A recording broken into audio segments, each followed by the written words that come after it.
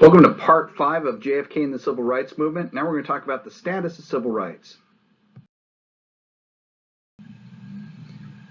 John F. Kennedy had a major impact on civil rights, but only posthumously, right? As a presidential candidate and president, his record on civil rights is more reactionary, right? He would react when he has to. But there's a reason for this. He's a Democrat, and the Democratic Party at this time still has a very strong pro-segregationist, anti-civil rights group in its southern contingency. JFK needs the South to win the presidency. If he did any kind of major speech against or in favor of civil rights, he'll lose his southern voter base, and in this case, you saw how close the election in 1960 was. He would lose that election. So Kennedy's speeches would maybe occasionally pander to civil rights, have a few statements, but civil rights was never a focal point. And the same is true for the Democratic platform. The Democratic platform of 1960 had a few sentences on civil rights, but again, it was not a major component of the Democrats' platform, because if you do that, you'll alienate your Southern voters.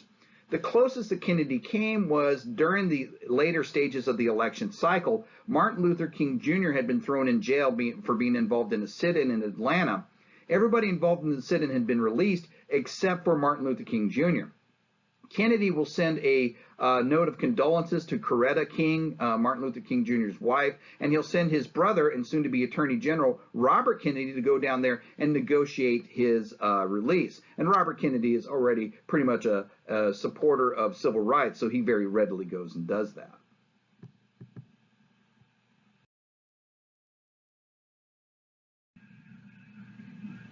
Now, the status of the civil rights movement in 1961 when Kennedy took office was still in a condition where it needed a lot of work. There's a lot of pressure going on by this point, but there's a lot that still needs to be done. In 1961, the United States Commission on Civil Rights released a series of reports. In these reports, it stated, 7 years after Brown versus Board of Education, not a single school in the states of Alabama, Mississippi, or South Carolina had desegregated at all. In May of 1961, 2,062 of 2,837 biracial school districts in the South had not desegregated at all. National Guard units in the South all were segregated, despite the fact that Harry S. Truman had desegregated the Army in 1947. Right? 23.5% of non-whites were deemed illiterate, compared to only 6.4% of whites. Non-whites averaged $2,844 per year in their per capita income, compared to $4,902 for whites. Non-white unemployment sat at 10.7% compared to 4.8% for whites. 57% of African Americans lived in substandard housing. African Americans' life expectancy was 7 years less than whites. African American infant mortality was twice as high as whites. And if you're an African American and were trying to get a mortgage, it was probably almost impossible. Most lenders required you to attach a photo to your application so they could decide whether or not they wanted you to be able to have a loan to live in whatever area you were trying to move into, right? The civil rights movement still has a lot of work to do.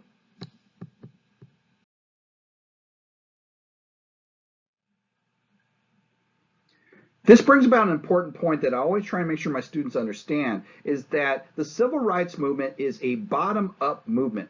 It's not a top-down movement. And really, when you take a look at American history, most of the great movements in American history began bottom-up, not the other way around, right? And so it's going to be people like Martin Luther King Jr., who was a minister at the Ebenezer Baptist Church in Atlanta, Georgia, along with his father, that are going to be the standard bearers for getting this movement pushed forward and getting that water to boil, if you know my pot of water analogy when it comes to the civil rights movement. Right, to get it to reach that apex, right? Martin Luther King Jr., by the end of the 1950s, had become completely frustrated with the lack of movement on civil rights, right? You had Brown versus Board of Education there in the early 50s, but nothing had been done. Nothing's getting desegregated, right?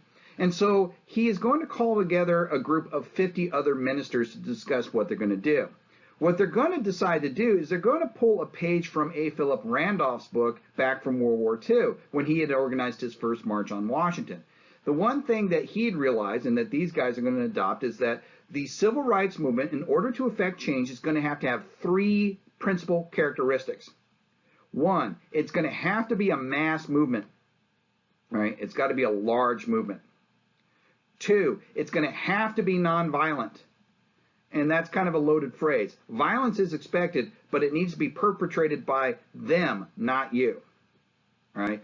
And third, it has to focus on federal change. It has to be focused on change at the top level, not at the state level, right? And so they're going to begin trying to push towards this nonviolent movement.